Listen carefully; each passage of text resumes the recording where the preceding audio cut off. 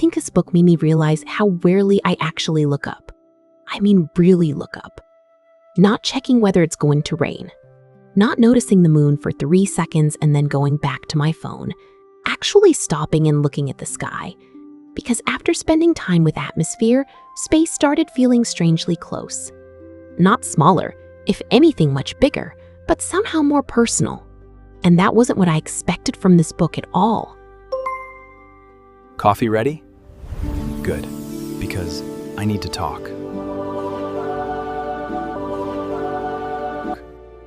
Welcome back to BookBuddy. Grab your favorite drink and get comfortable, because I picked up Atmosphere expecting astronauts, NASA, shuttle missions, and probably enough technical language to remind me that I am definitely not an astrophysicist. And yes, all of that is here, but somewhere along the way, the rocket stopped being the thing I cared about most. The people were. At the center of the book is Joan Goodwin, an astronomer who gets the chance to join NASA's astronaut program. And what I liked immediately about Joan is that she doesn't feel drawn to space because she wants adventure or attention. She genuinely loves what's up there. Stars, planets, the universe, the questions we haven't answered yet. There's something almost childlike about that curiosity, while at the same time, she's incredibly serious about the science. That combination got me, because when Joan talks about the sky, you understand why someone would reorganize their entire life just for the possibility of leaving Earth. And then NASA becomes more than a setting. You're suddenly around this group of people training together, competing, learning, messing with each other, becoming friends, and preparing for something most human beings will never experience. I expected the astronaut training to feel technical. Instead, it often made the book feel incredibly human. These are extraordinary people doing extraordinary things, but they're still worried about belonging. They're still falling in love. They're still trying to understand themselves and each other.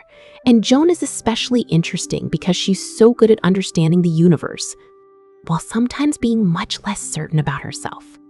That contrast quietly became one of my favorite things about the book. And then there's Vanessa Ford. I'm going to be careful here because this is a book where I really don't want to take discoveries away from you. But the connection between Joan and Vanessa becomes one of the emotional centers of the story. What worked for me wasn't simply that there's romance. It's what that relationship means in the world they're living in. This is NASA in the early 1980s.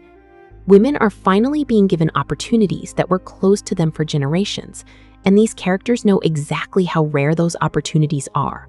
Joan's own path into the astronaut corps comes after years of seeing space as somewhere she could study, but not necessarily somewhere she could go. So achievement doesn't remove fear. Sometimes it gives you more to lose, and that tension follows the book in a way I wasn't expecting. You can want your career. You can want another person. You can want your family. You can want to be completely yourself. And life doesn't always politely arrange those things, so you can have all of them without a cost. That's where Atmosphere stopped feeling like a NASA novel to me. It became a book about wanting more than one life at the same time. And weirdly, the part that made that idea hit hardest for me wasn't even space. It was Joan's relationship with her niece, Frances. There's this tenderness between them that kept catching me off guard.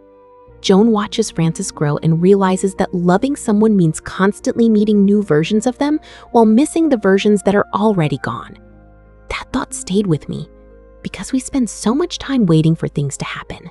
The next job, the next opportunity, the next relationship, the next version of our life. And while we're waiting, the current version is disappearing. Now, I should mention something about the NASA material. There's quite a lot of it. Training, procedures, astronaut culture, shuttle operations, the way mission control works. Normally, this is exactly where I'd worry that a novel was about to give me homework. But here, most of it gave me a better sense of what these people are risking and why they're willing to risk it. The book understands something I hadn't really considered before. Going to space looks adventurous from down here, but getting there requires an almost ridiculous amount of preparation. The novel keeps showing that contrast between the enormous dream and the precise disciplined work required to reach it, and I loved that. because it made space feel less like fantasy and more like something human beings stubbornly figured out how to touch. Here's where the book really got me, though. The more I read about people desperate to leave Earth, the more the story made me think about being here. That's such a strange contradiction. You have characters looking toward this enormous universe, wanting to travel beyond the atmosphere, and somehow I kept thinking about ordinary things on the ground. People you love, time with them, the version of your life you're living right now. All the little things that seem insignificant until you imagine being very far away from them. Maybe that's why the scale of this book works. Space makes everything look tiny, but the story makes those tiny things matter. Would I recommend Atmosphere? Yes, especially if you like books where the setting sounds enormous, but the story remains deeply personal. If you're coming purely for a fast-paced adventure, just know that this isn't only about missions and danger. It spends real time with relationships, identity, family, ambition, and the lives these characters are trying to build around NASA. And if you're not interested in space at all, I hope what I would have done. I think I would have something inside me that chants I've been waiting inside me that's contagious.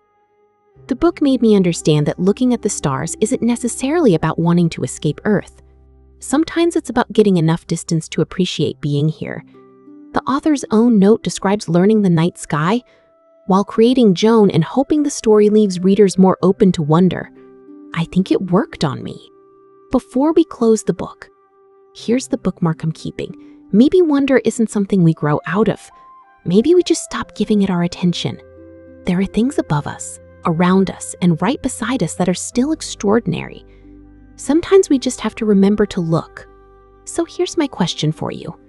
When was the last time you actually stopped and looked at the night sky? Not through your phone, just you, looking up. Thanks for spending a little time with me today. I'll see you in the next book, buddy.